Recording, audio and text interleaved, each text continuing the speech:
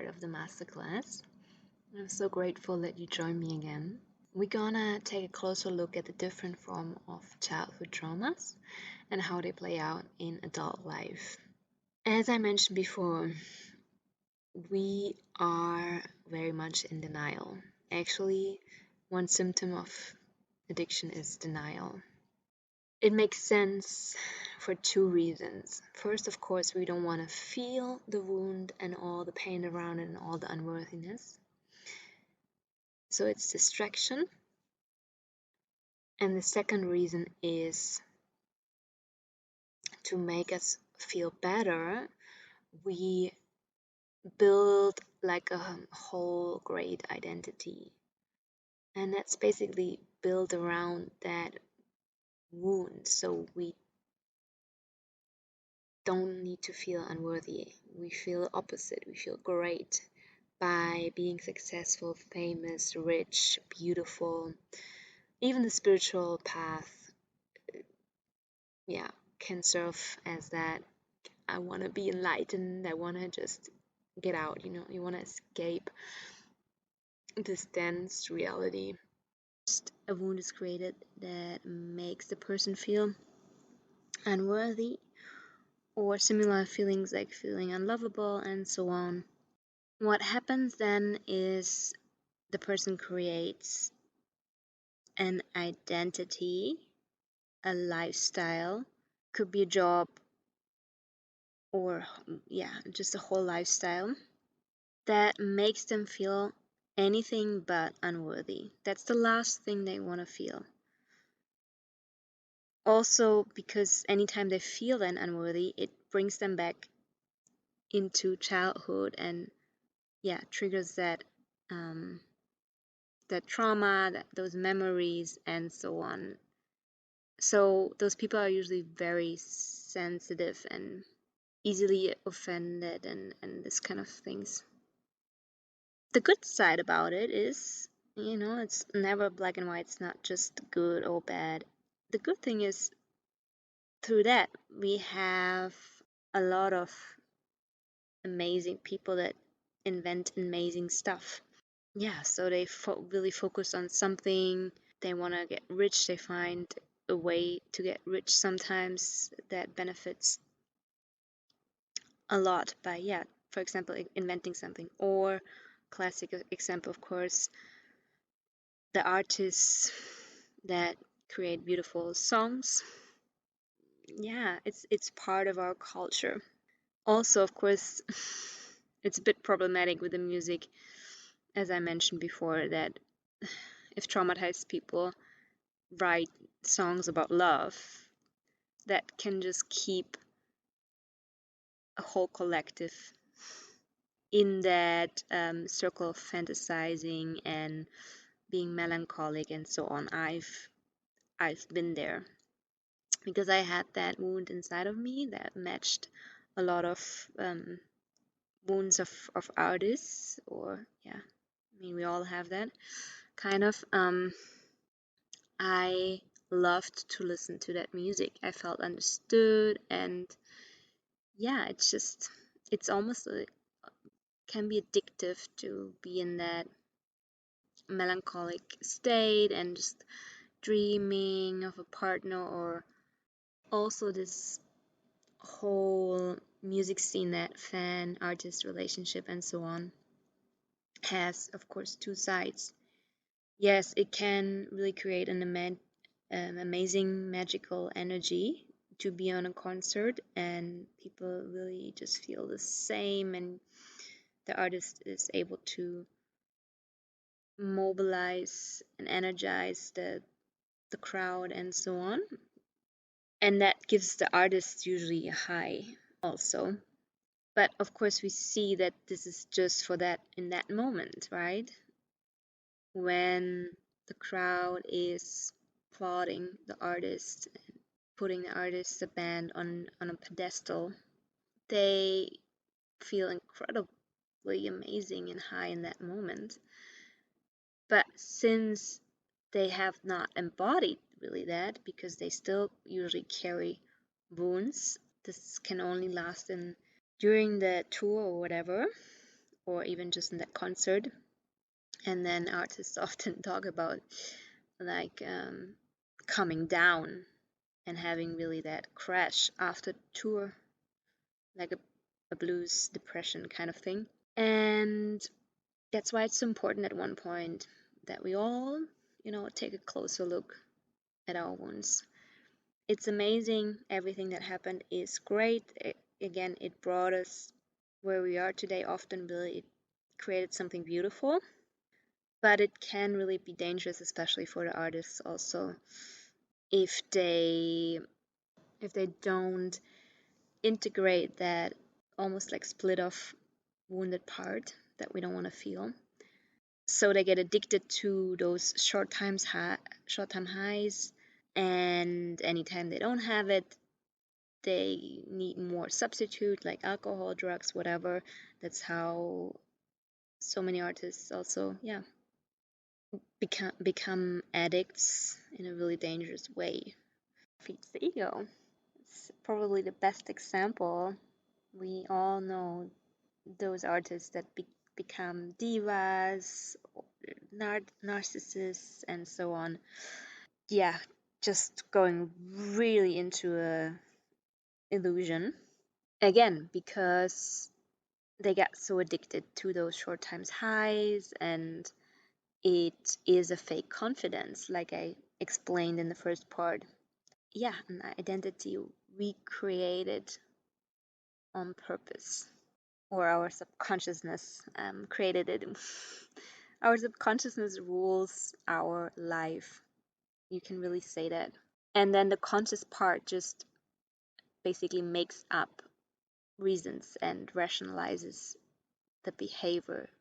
I think it's important to understand that whole thing in detail, because especially nowadays we have this coaching scene, the whole movement around positive thinking, affirmations, manifestation. But this usually only works with your thoughts. Maybe also with your beliefs if you have a really good coach. But the emotional charge, like literally the stuck energy in your body, needs a different form of, molding, usually. And I'm sure for some people that works to just work with affirmations, especially if you have no stuck emotions, if you never been wounded. I can imagine maybe there's some people like that out there. Lucky you. Um, but to release really the emotional, the energy charge in the body, in my opinion, it's best to work really with the body. Can be acupuncture, acupressure, osteopathy, fascial release, massage, yin fascial yoga. There is a lot out there. We really need to work on all levels here, because also we cannot just release emotions all the time. So just working with the subconsciousness, basically. We also really need to take a look at our beliefs and our thoughts. Just bringing awareness to it, and can actually be really uncomfortable. If you're really trained in meditation to observe any sensations in your body, you will get very aware of your thoughts all day, and it's like, oh my god. Just be aware you are not your thoughts. You are not your body. You are not your woundings. You are way beyond that. Yeah, I just want to point that out. Probably gonna do that a couple of times. That by saying we really need to be aware of our traumas and finally shed some light on our woundings and our suppressed emotions. That doesn't mean we should identify with it. Not at all. That's the tricky part, where you want to watch your thoughts, that you're not playing or getting stuck in the victim role and just like, oh my God, I'm traumatized and so much shit happened to me. The world is just unfair and so on. That affects your health also a lot, of course. Okay, take a look at that cycle. It all starts with the wounding that creates stuck emotions in the body, in the fascial tissues, because your system couldn't handle that emotion at that point. That creates then a non-serving belief. So, for example, let's say your mother gave you to a nanny when you were a baby. Maybe even the nanny was not very good to you. She ignored you when you were crying. And that comes then with a lot of emotions that the baby can't handle, like feeling angry, alone, like a deep loneliness, feeling betrayed, and so on.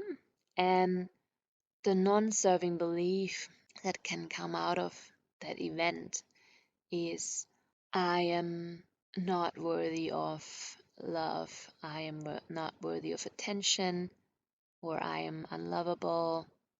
And also that non-serving belief is often pretty much subconscious. It's not as subconscious as the emotion that we like to suppress around that wounding. That belief sometimes shows itself, or we can tap into that with some in psychotherapy or something. And then those non-serving beliefs create non-serving thoughts all day, basically. If we are not used to any meditation, any kind of awareness practice, we are often not aware of our thoughts also. Usually we just take a closer look when we are really in trouble, when we are heartbroken. Yeah, so when the universe really pushes us to take a look. Non-serving thoughts in that example could be, he will leave me anyway, or he's way out of my league. I deserve that person, and I don't deserve that person. I can handle that job that's too big for me. Yeah, these kind of things. And then those thoughts contribute a lot, of course, in your manifested reality, in your outer world. Everything that is happening in your world, we say, is a reflection of the inner state. People argue about that. My belief is just that the outer world, for sure, is not trying to punish you. In the end, it's all serving you. So I had incredible painful situations with men. You can call it twin flame or whatever you want. Very magical connection, especially the first one. That was, times just really literally stood still. I saw the universe, the stars in his eyes. It was just, I just felt like coming home. Incredible. Yeah, just that meeting, that one meeting, one evening basically. Nothing else happened.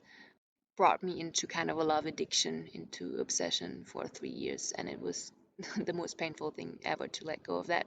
And then afterwards, I also had two more similar runner and chaser dynamics. I wouldn't say they were my twin flames, but kind of similar dynamics, and for sure also strong soul connection. And I loved all of them in different ways, very special connections. And just because it didn't work out and it was painful and it kind of felt useless, like for what? Did we do that? It was mainly just pain. I can now say from a more healed place that those were my biggest teachers, even though you could say like some of them are stuck in, I don't know, lower dimensions or whatever, just on a very different path, They did me an incredible favor. Drifting off a little bit, but I think that's a really important concept to understand. It helped me a lot, changed basically my whole life perception. So, for example, one of them betrayed me, broke a really important agreement, and that brought up so much pain. I realized then, wow, I'm still angry after weeks and weeks, and really, yeah, we were not really in a love relationship or something. So, where does that come from? Usually, when you have a trigger, those emotions that come up are 90% from the past, from the subconsciousness, and only 10% of that emotional charge is really new, like from that event. And yeah, you can really see easily when there is something deeper, when there's a wound behind it, when you have a very, very strong emotional reaction and you can't let go, you keep thinking about that event and so on. So I kind of had to be betrayed to realize that I had a deep betrayal wound around my mom. That was something I was absolutely not aware of, even though I did already so much emotional work and emotional release, especially through breath work, just really working with the body. And that showed me also that those wounds want to also be fully seen and understood. It's really like you can really imagine like mad or wounded inner children that are a bit pissed and rebellious. And yeah, they want to be fully seen, not just, released, just letting go of the emotion. No, like what happened in our past. And it makes sense. That makes us then kind of complete. Like, oh, okay, I just understand myself now also better. It has all of that has to do with self-realization. So it's a really spiritual path, actually. Anyways, I can now love those people in a way more unconditional way. Because now I'm detached from anything that happened, and there's really just so much gratitude. And yeah, I just see also that they feel now often guilty and ashamed about what they did, and so there is really no reason to feel guilty. To take that even a step higher, in my opinion, what happens before we come to Earth, you have agreements with different souls, and some souls volunteer to give you a certain experience. And there's this beautiful theory, like those souls that love you the most, they do the most painful stuff to you. That, please don't twist that around and say like, okay, I found my lover and I have to stick with them. No, no, no. It's different than on Earth. You want to end any abusive relationship immediately and not romanticize it. But from a soul perspective, from a oneness perspective, where we come from, yeah, there is no good or bad. On a soul level, this is just here a game, energy game of duality that we created to get our soul lessons, to make us grow way faster. And we just we can grow a lot through pain, let's say it like this. Not trying to romanticize pain though. Don't get stuck in pain and in painful situations, of course. Yeah, but I just say they love you the most because, of course, no one wants to be the bad guy. That's not a nice job.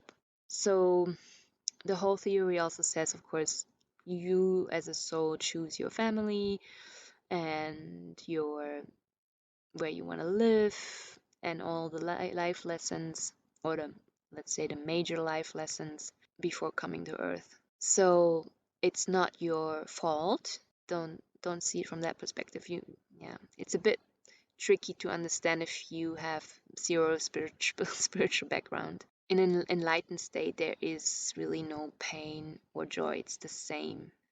So it might feel painful in that moment here on earth, and maybe even your whole life is painful, but the soul is eternal. So that life on earth is just a tiny blink of an eye. But that short period can give you amazing growth on a soul level. And we see that with people who suffered most and found a way to turn basically shit into gold. They pushed somehow through all of the pain instead of surrendering to it, and surrendering is the wrong word, just giving up and going for alcohol or any other drugs instead. They are most often the wisest and most loving people. All right, let's go back to the graphic. So we saw how the subconscious wound and the emotional charge creates non-serving beliefs. Those beliefs create non-serving thoughts, and the non-serving thoughts contribute a lot into your experienced outer world, in your manifested reality. Because the outer world is a mirror of the inner world. So let's say your non-serving thoughts are all men are assholes and they just want to have sex and they don't commit or whatever. That's what you then experience in your world more often, let's say like this. So then you have more often that experience of men being assholes to you and not committing or whatever. So then the circle closes because those men hurt you and put more emotional charge on top of that subconscious wound that was the root of those non-serving thoughts in the first place. That's why I'm all about going deep as fast as possible and really, going to the root of the problem, because the longer you wait, the more layers and layers and layers of emotional pain you put on top. And yeah, sometimes like when we're adult, we can usually process that better, that pain. So I hear people, for example, often saying like, I'm not suppressing emotion. I'm crying all the time. Yeah, but in my opinion, has more to do with that actual event that just happened, that guy now just said something painful to you, for example. But that doesn't mean there isn't a lot of other old stuff underneath. And like we see in the red arrows, of course, also the subconscious wound directly plays into the outer world, creates something in the outer world. And also the non-serving beliefs directly creates events in the outer world.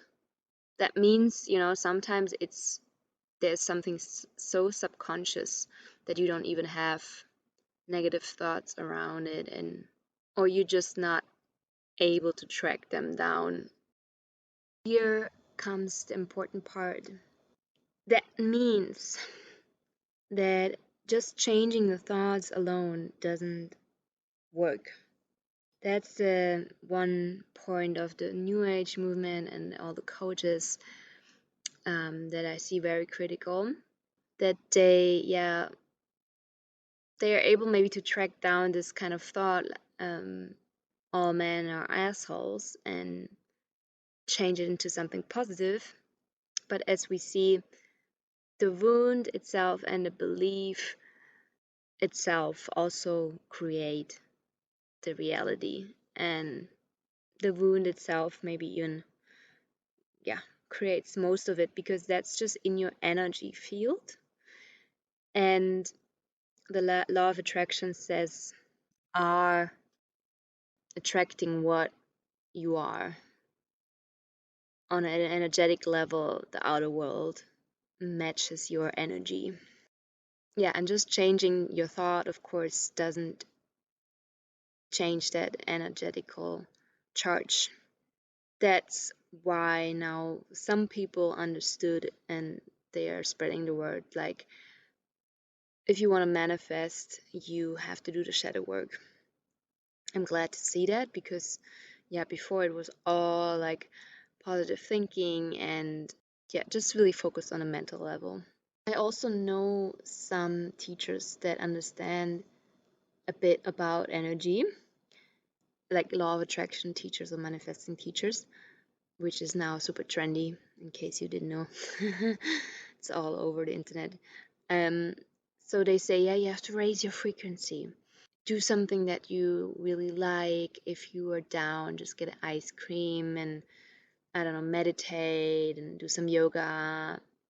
Yeah, it's all nice, but it's not long term. It's a quick fix again, like popping pills. All right, let's continue.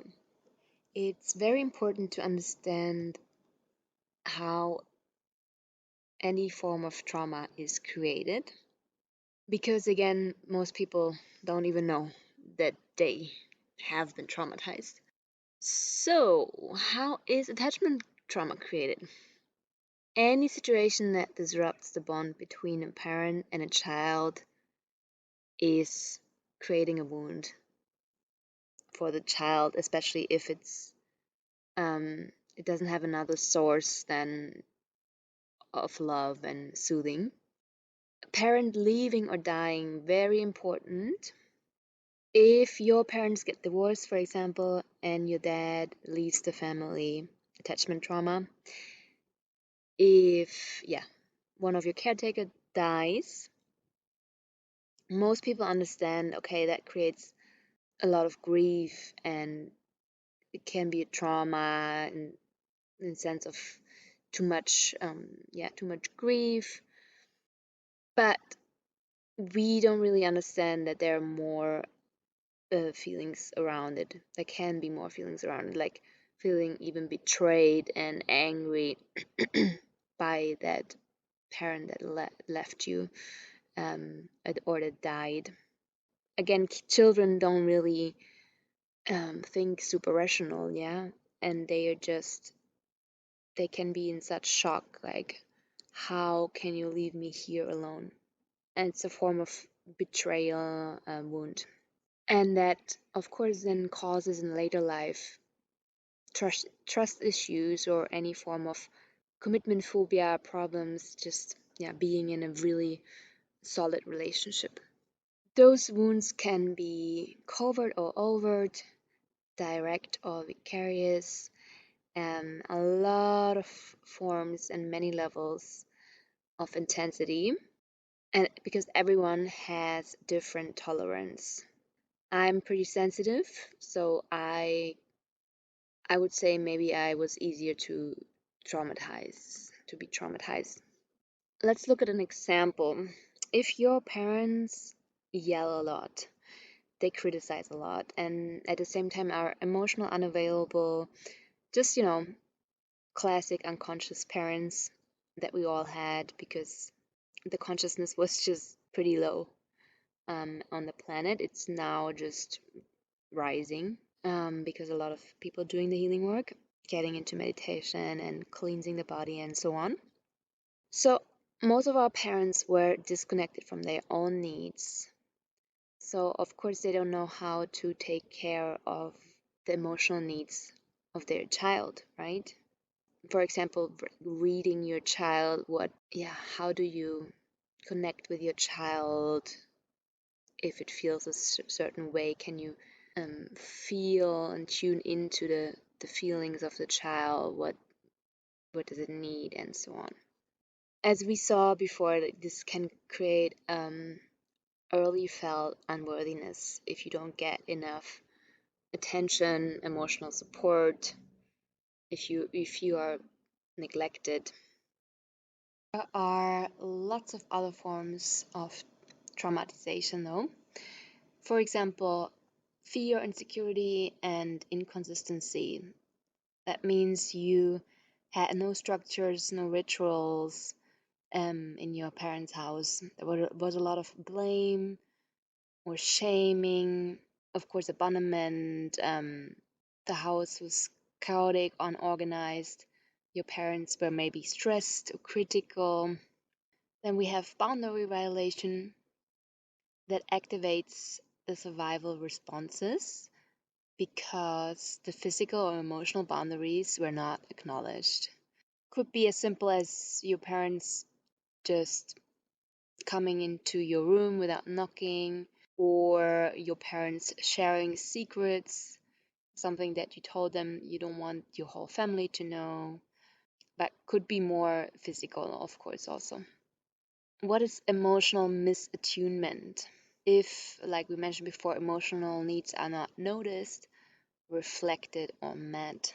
And the biggest problem is if there is no repair after an incident. So the trauma really just happens in children when the child is left alone in distress and confusion after something happened. You don't get necessarily traumatized by a shocking event or something, but if you are not comforted, like that's why the first reaction intuitively of people is always to touch someone that had an accident or something. Big one also, suppression of authenticity.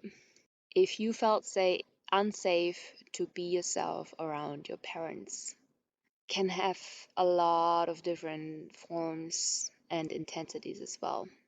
A subtle, more subtle one is, for example, if you adapted and wear a mask, or you didn't show a lot of your feelings and what you truly thought and so on. A lot of empathic children do that, and or they say actually that the empathy and the highly sensitive people are actually just like that because they have been traumatized in that way that they had to read their parents and really tune in with this, the state of their parents in order to get their needs met. That's why they're so sensitive and they can read the room and other people so easily. But of course, then they also feel a lot of their stuff. That was a survival tactic because as a child, you just want to make sure that you get food and shelter and ideally some love. So you mold yourself to whatever you think your parents want from you or how your parents want you to be. For example, I saw my parents had a lot of stress and they worked a lot. I already felt a lot of guilt and shame that they worked so much because I felt they're doing it for us children. And so I didn't want to put more stress on them. I didn't want to cause more trouble. That's why I was, yeah, as good as possible in school and just very quiet and went more and more inwards into myself. I didn't share anything actually. Okay, big one, later trauma. Also something that a lot of people don't really realize. If you have been rejected or bullied by your peer group, so your not necessarily just your friends, but the people of your age that surround you, this is a big wound, maybe as big as being rejected, bullied by your family, because in the stages of evolution of a child, first the mother and then the really close family is their first social group, what they need and what they focus on and what they identify with and so on. And that shifts when the child gets older. The bigger circles, the society becomes more important. For human, it's existential that they have social contacts. That's just an old thing. Yeah, when we were, dependent on the group, when we were hunters and gatherers, and we were only safe in a big group, and it was necessary that we helped each other, and so on. So being rejected or bullied or excluded from any social environment or group causes an existential fear. By the way, that's also a big technique, of course, in any fascist regime. When they start to build up their regime, they always play with that fear that people might be excluded and be shamed around being different. Yeah, we just saw that recently. And so people keep their critical thoughts, for example, for themselves, and over time even just adapt to whatever is the agenda and really believe the agenda. We have a peer pressure that can lead to inappropriate behavior, any sexual things or drinking games that you don't really want to do, but you feel pressured. Emotionally or physically abusive family members or friends that call you names, that only use you for whenever they need something, and then afterwards they drop you and you don't hear from them. That causes proper wounds. Also, inconsistent care and attention by parents. We had that. Inappropriate sharing of intimate details by a parent.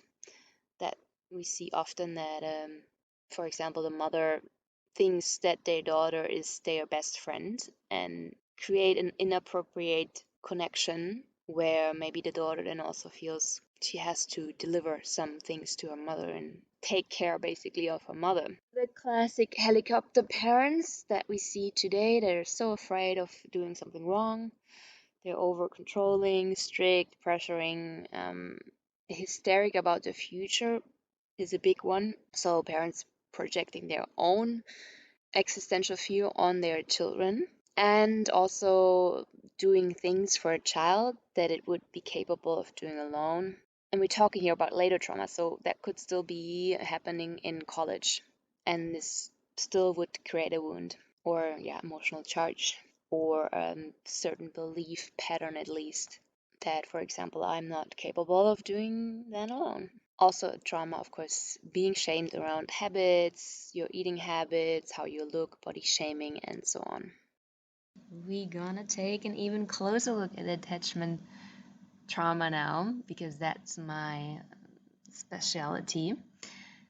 Attachment trauma, the wound that was created in childhood, can lead later on to attachment hunger or so-called love addiction, love obsession.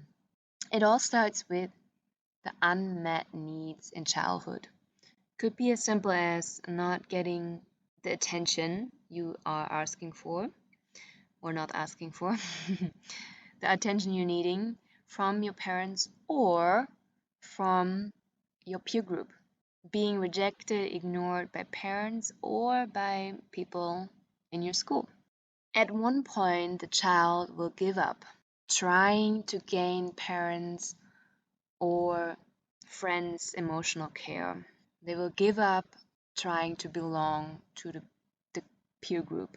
Very difficult to track down is when that happens as a baby. For example, when you crying and your parents ignored you. That was actually a trend. Not too long ago, there were books written about from psychotherapists or so-called scientists, whatever, that is just gonna make the child weak when you always run to it when it cries. A baby has no other way to express any needs. And it's true that method works, because at one moment, the baby will just give up crying when it just doesn't have any more energy. That doesn't mean that the baby has been trained in being more quiet. No, it is numb. It is the worst thing you can do to a baby, to a child.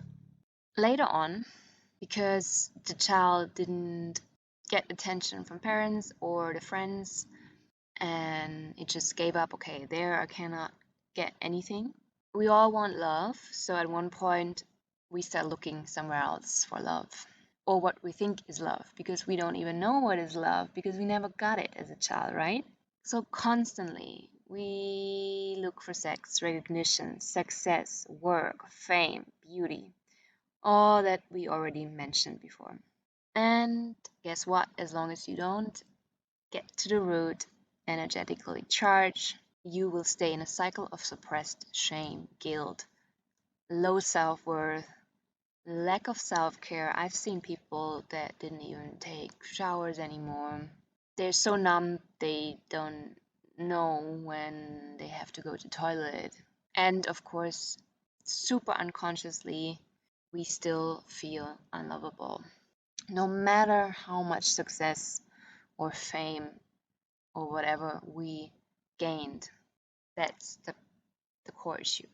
In detail, this can lead to promiscuity, polyamory, yeah, in the spiritual community or whatever alternative communities, they call it polyamory, when you have more than one partner, lover, whatever, because we can all love everyone and each other. Yeah, you can do that when you're enlightened. Then I will believe you. Yeah, leads to sex and love addiction, or the complete opposite. I had that after being a love addict. I went a lot into isolation, giving up on love and losing even trust in friends. I've seen people getting really afraid of any social gatherings. Also, again, it can have different forms and intensities. So, very classic one, weak boundaries. We see that a lot with women. So they have premature casual sex, they don't speak up, ignore red flags, tolerate toxic behavior, and then even finding excuses for it. We all had that. She's so in love with him. He treats her like shit, and she defends him. It's just because he is insecure or he had a tough childhood. I've did that before. It's, yeah, classic. Attachment trauma also leads to trauma bonds. That means we see painful push and pull, premature attachment, both fear rejection, both partners. So then we often see one abandons the other to avoid being rejected, because they feel so unworthy deep down that they think they're gonna be rejected anyway as soon as you see their whole self or their shadows or whatever. Whenever it gets too close, they pull out. Then in a classic scenario, the woman is destroyed, but at one point she can move on and get happier, and that's when the guy comes back and wants to try again or whatever. That's what we call push and pull, which is just complete insanity. I've did that, been there many times. Please, please, if it's an on and off relationship, just completely leave it at one point. It's not gonna get better. People also will settle for less because it feels familiar, and whatever is familiar is secure for the brain. Okay, that's safe. We know that scenario already. We know those kind of people already. They rather stay in any kind of low life, bad jobs, any drama. Also has different other reasons. Deep down, again, feeling unworthy, and they think they deserve that, or they don't think they deserve better. They don't think they are capable of getting a better job, for example. And they also just feel intimidated by any people that are doing better. I've seen that with friends that really said, okay, those people are too cool for me. I don't feel comfortable around them. Okay, and zooming in, drama bonds. Also, yeah, just super important. I've seen that with all my friends. Of course, I've done the same. If you have an abusive relationship and the sex feels really intense and special, you want to take a closer look, because most often in reality, you just have been emotionally starved, not just in general in your life, but especially by that partner. And then when the partner finally gets you the attention in form of usually sex, it feels like a feast after a fast. Classic, yeah. The women then often don't get the emotional care from their partner. All they get, really, the attention is just in the form of sex. Then we have the seemingly strong and magical connection. I've been there. I had a really magical twin flame connection. Trust me, I know how real it feels, and I'm still convinced it is real. It's a real soul connection that can, feel like being on drugs. You're just in a different dimension. You get a taste of how it feels to be enlightened. It feels like being on ecstasy. You just love, love, love everyone. Really, I had visions before the guy came into the room, had visions of him. I saw literally stars in his eyes. It was like zoomed out for a moment and like on drugs. But there are different forms of that. And I know from most people, they don't have a twin flame, but they also have this strong magical connection, which is not as trippy. It's just like very magnetic, and you just feel drawn to the person. It's hard to leave then, and so on. Again, in reality, the brain is just recognizing familiar patterns. Oh, even if it's like an abusive pattern that feels safe, because the brain already knows how to handle that abusive situation. And also from a spiritual perspective, I would say there is a magical attraction, because there is something we can learn, unfortunately, because we're not doing it voluntarily. So we have someone holding the mirror up for us and, yeah, just repeating the traumatic event so that we take a look at the core issue, as we already mentioned before. Love and hate dynamics and runner chaser dynamics, on and off. And yeah, like I explained before, really classic, the woman chasing the man. And then it can turn around when the woman finally knows what she deserves and she creates a life of her dreams, and then the runner becomes the chaser. Trauma bonds are direct mirrors of wounds and or matching wounds. So we attract people that have the same neglect wound, and so they have similar insecurities, and both feel really unsafe in the relationship and don't really want to commit, and so on. Or it's, matching wounds. So classic narcissist and empath. Classic example, the guy manipulating or emotionally abusing the woman. The woman tolerates it and always comes back, and so on, because she witnessed that abuse before. A red flag is also when you walk on eggshells, especially if you had emotional abuse in that relationship before, and then you just try to adapt and be very careful and submissive to your abuser, basically.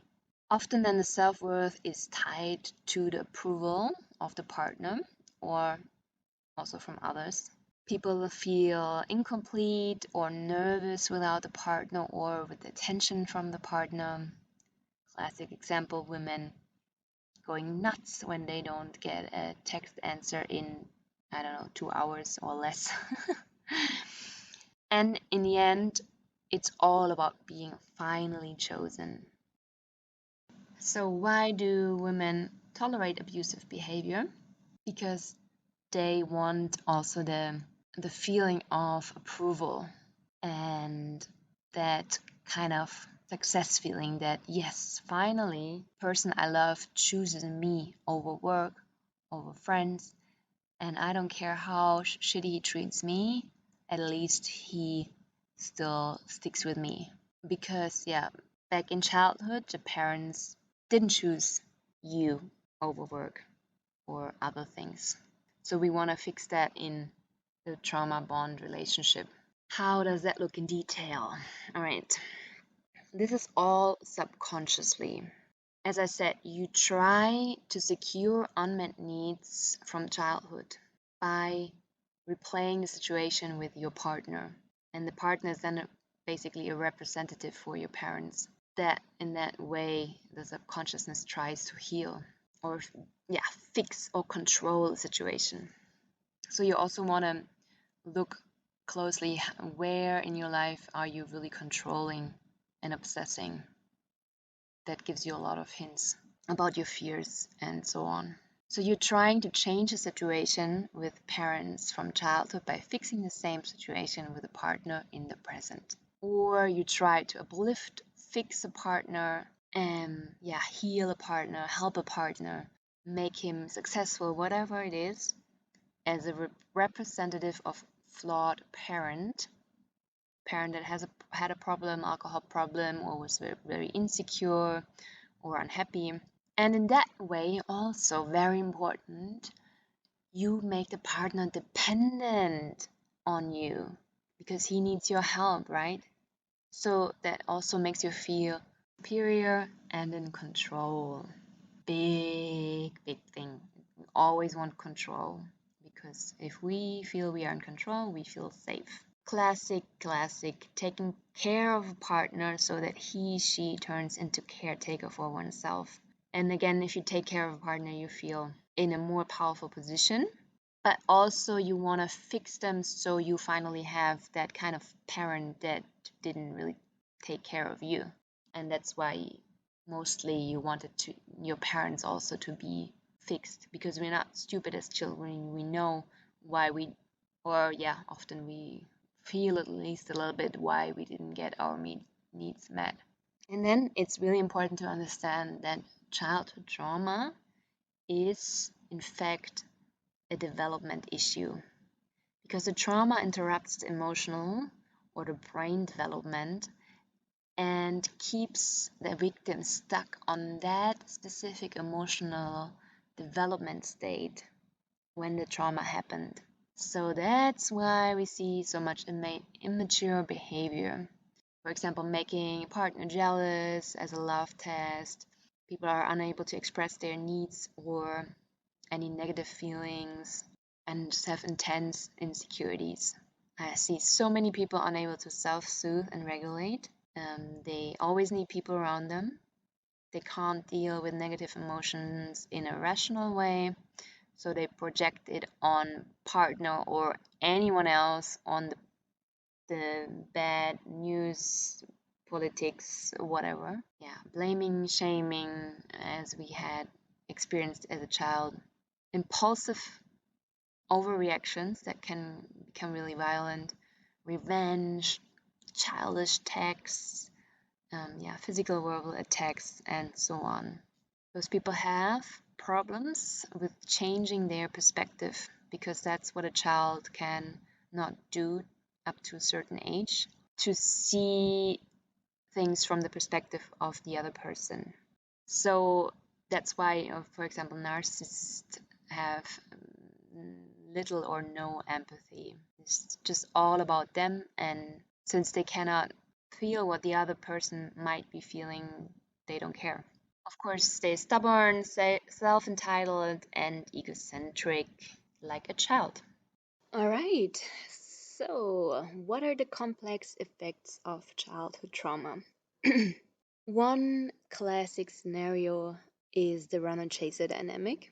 And in my experience, also, we see that all over the internet.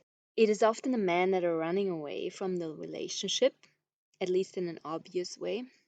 Women often also have the fear, but they are not aware of it at all, and they are then the chaser. But yeah, usually both have a similar wound.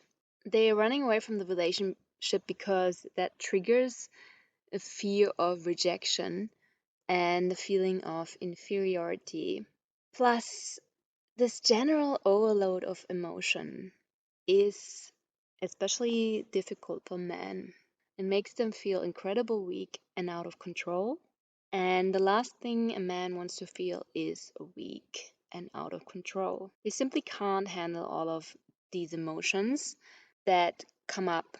Especially, I mean, those are old emotions that were suppressed for a reason, right? Our system couldn't handle it back then. So the whole body labels it as dangerous, and they don't even want to get close to the possibility of feeling that again or having those old feelings coming up. Then I observed very often that we have people that were outsider as children. I already mentioned before that's trauma itself, being bullied or rejected by your peer group. And when they grown up, they get high from many superficial connections. So they are dancing on every party, every gathering, and often they're also promiscuitive. Sorry if I don't pronounce that right. But often are unable to trust, be reliable, or establish a deep, long term, committed relationship with friends or, of course, in love relationships. Is the classic hippie, I would say. Um, and it's pretty dangerous and hard to discover those wounds if you or if we are stuck in this Peter Pan, Alice in Wonderland, flying high, flowing around, and just want to be free narrative. That's what we tell ourselves now, that we just free and we're flowing and we want to experience. Also, we often have children that had really strict parents, or they were stuck in a rigid or boring job. Maybe even if they come from a really small, boring town, and they get into the city, and then suddenly, once they're liberated, the person dives into the other extreme, which is hedonism. They then get actually attached to this freedom. In my opinion, that leads to egocentrism. I already mentioned this effect of neglect when the child learns to be independent and adultish very early, or it is forced to be independent, making his own lunch and yeah, just being alone a lot, taking care of itself. Later in life, they often stay hyper independent, and it comes also with that problem of receiving affection because the person is then afraid of being again dependent and at one point abandoned again, like the situation they had with their parents. All right, I'm trying to do it a bit faster. Let's move on. Trauma bonds. Already mentioned that victim feels magical, irresistible attraction to partner that causes a replay of traumatizing situations from childhood. And important, it's an addiction to an emotional roller coaster. So this push and pull dynamics, um, getting abused, and then afterwards the abuser showers you in love and promises to change. It's all a form of manipulation. Very classic. We had this as children. For example, my parents were really loving, but they were just not always available, or often, very often, not available. So it was like, yeah, I know they love me, and I'm just gonna wait here and be a good child and wait for them to come back. And then, you get a little high, and afterwards you fall low. So we used to this emotional roller coaster. Again, the brain thinks that's safe and normal and good because it already has experienced that before. Furthermore, the emotional or physical distance actually feels safe. Yeah, so anytime there's never really a healthy, real connections where both can show their all of their sides and their shadows and everything. So there's always a bit of distance. And healthy love, true love feels actually flat or boring or dangerous, or it can't even be recognized as love because we never got to know healthy love and we're not able to receive true love because also we have that low self-esteem, right? Remember, we feel unlovable somewhere deep down. It took me years to understand this, especially if you build an identity that gives you this fake confidence. We think we are confident and we think we have it all figured out and we're the bomb. But deep down, there are those wounded children. Yeah, so classic examples again, the twin flame dynamic, where often one part is completely ignoring the other part, ghosting them, not texting back, just leaving, running away. And then we are, in pain and we're so sad and we try everything to convince them to come back, blah, blah, blah.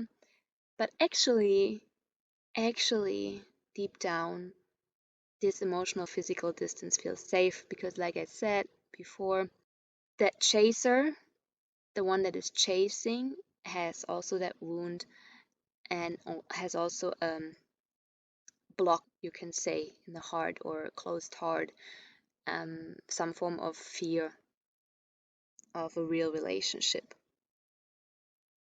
Another reason why polyamory, promiscuity is so hip at the moment, because committed monogamy or really close friendships come with the danger of loss. So if you instead keep many options open, you play on every party, you flirt with everyone, um, yeah, ideally have a bunch of sexual partners, then you always have someone in store for you in case someone leaves. So it's just less painful if one of your lovers leave than if you just have one lover and he leaves you. That's why we play the cool and popular seducer or the sexy, independent, strong woman. It's a false confidence and an ego inflation. Because in reality, we're afraid of real connection, which is more painful than a simple affair. Big problem is also breadcrumbing. And I want you to realize that this is a form of emotional abuse. If you're doing that, please stop it. You keep someone hooked with tiny bits of attention, promises, yeah, something that is safe, so you can still, have them hooked. And I understand, of course, people don't do that on purpose. They don't want to hurt you or use you even. They are really just afraid or really too damaged. I mean, if you're traumatized, chances are that you spend your whole life drinking and hanging out with bad people. Yeah, just damaging your body more, your consciousness is low, and so on. So it's really hard to get out of that, even if you realize you're afraid and you want to change. And yeah, they're just longing for connection, but can't fully do it. And I'm sure they also love you, really, but it's not possible for them to get into a relationship as long as they don't have healed their wounds. And we have to understand that you really have to let go of such dynamics as well. It's not only the person that gives you the breadcrumbs, it's also the person that accepts the breadcrumbs. You have to understand that you deserve more. It's a whole nother thing. We're gonna go into that in the classes, sessions. It's all about self-love and also, of course, healing the wounds. All right, so that's why we love to chase unavailable partners. Like I said, reality being afraid of closeness. I just want you to really to let that sink in. That's why I repeat that so many times. And we're trying to fix emotional unavailable parent situation. So we repeat the trauma, like mentioned before. Really sad is also that trauma makes us settle for less. I see so many people as so much potential, and I think that's also the problem with love addiction. You see their soul, you see how amazing they are, and yeah, we see their highest version. But yeah, don't don't fall for it too much, because if they don't step into that higher version, then they are just simply not the highest version, and they might never be. So we're settling for less in general, in jobs, friends, lifestyle, cities, partners, because it makes us feel safe, of course. And in terms of relationship, we just want to finally feeling chosen, and maybe even, on top of things. Like we want to rather feel better than the other person than feeling inferior. And also, we calculate, we're controlling. So we see that reduces the risk of being left if we settle for less. All right, enough for today. We're gonna take a closer look at love addiction in the next lesson.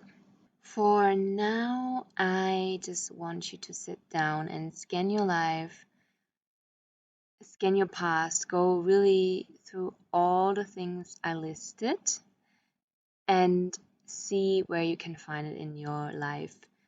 Maybe in a softer degree, and maybe it's less obvious, but I am pretty sure you will find a lot in your life as well. And you have to be super honest. You remember what I said in the first session. One part of addiction, one symptom is denial. 100% we are all in denial. I've been there. That's why I'm pointing that out so much, because I could have healed stuff much earlier, since I had a lot of tools available that I'm using now, and that I started using maybe 2 or 3 years later. But yeah, it was in my face. I had a look at it and I was like, nah, I don't really need that. It's not that bad, and I'm doing fine. Or yeah, he is not like that. He really loves me, and it is a really special connection. It is possible, yeah. Of course, they love you and it's a special connection, but still, it's not an excuse to stay in an abusive relationship. You need to love yourself enough to put yourself first. If you're suffering, get out. Even if you love that person like hell. That's the whole tricky part about it. All right. Have a good day. See you soon.